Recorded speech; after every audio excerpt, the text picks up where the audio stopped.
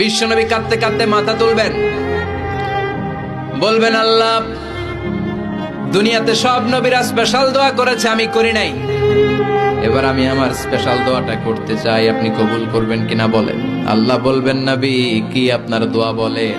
বিশ্বনবী বলবেন, আমার একটা উম্মত যার অন্তরের মধ্যে যাররা পরিমাণ ঈমান আছে, একবার আপনারে আল্লাহ বলে ডেকেছে, একবার আমি বিশ্বনবীর উপর দুরূদ পড়েছে, একবার শাহাদাতের বাণী আমার যে গুনাহগার উম্মত দুনিয়ার বুকে থেকে ঘোষণা দিয়েছে, ওই একটা উম্মত যদি জান্নাতে ঢুকতে না পারে, আপনি আমারে জান্নাতে ঢুকাতে পারবেন না। আল্লাহ বলবেন, সাল তুতা, সাল সাল তুতা, ওয়াশফা তুশাফা, শাফাত করেন নবী করেন, যার জন্য দোয়া করবেন আমি কবুল করে নেব। দুনিয়াতে বিশ্বনবী কম কষ্ট সহ্য করে নাই। 3 বছর শিয়াবে আবি তালেবে জেল খেটেছে। কয় বছর?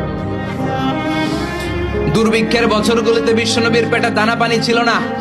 কলিজার টুকরা হাসান হুসাইন কই মাছের মতো ছটফট করেছে, জামিনে ক্ষুধার জ্বালায় বেহুশ হয়েছিল। বিশ্বনবী যদি ওই স্পেশাল দোয়াটা করতেন, জান্নাত থেকে খাবারের বস্তা পাঠিয়ে দিত কে? ওই দোয়া করছিলেন? জেলখানায় আল্লাহরে বলছিলেন, আল্লাহ স্পেশাল দোয়া করলাম, জেল থেকে মুক্ত করে দেন, করছিলেন?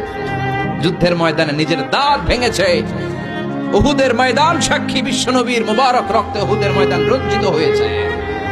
সেদিনও বিশ্বনবী ওই দোয়াটা করে নাই। চিল্লায় বলেন ঠিক কিনা?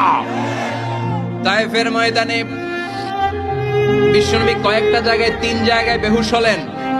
বিশ্বনবীর মুবারক দেহ বেয়ে রক্ত ঝরলো।